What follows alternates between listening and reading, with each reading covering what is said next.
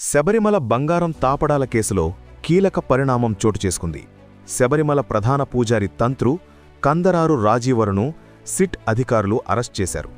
అధికారిక వర్గాలు తెలిపిన వివరాల ప్రకారం శుక్రవారం తెల్లవారుజామున 5 గంటల సమయంలో సిట్ అధికారుల బృందం ఆయన్ను అదుపులోకి తీసుకుని విచారణ అనంతరం అరెస్ట్ చేసినట్లు సమాచారం.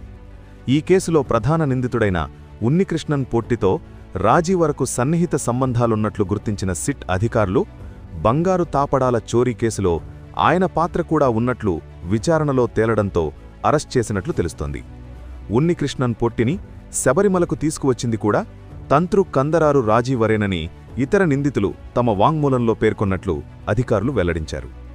బంగారు తాపడాల దొంగతనం గురించి ఆయనకు ముందే తెలుసని పేర్కొన్నారు. మరోవైపు ఈ వ్యవహారంపై ఈడీ కేసు నమోదు చేసినట్లు అధికారులు వెల్లడించారు.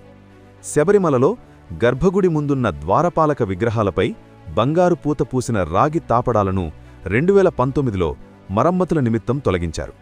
వాటిని సరిచేయించి కొత్త బంగారు పూత తాపడాలను అందిస్తానని ఉన్నికృష్ణన్ అనే దాత తీసుకెళ్లారు. ఈ పనిని చెన్నైలోని ఓ సంస్థకు అప్పగించారు.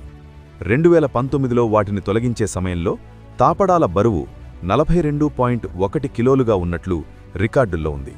అయితే ఎలక్ట్రోప్లేటింగ్ ప్రక్రియ పూర్తయిన తర్వాత వాటిపై ఉండే బంగారంలో కొంత అదృశ్యమైందని సదరు కంపెనీ తెలిపింది.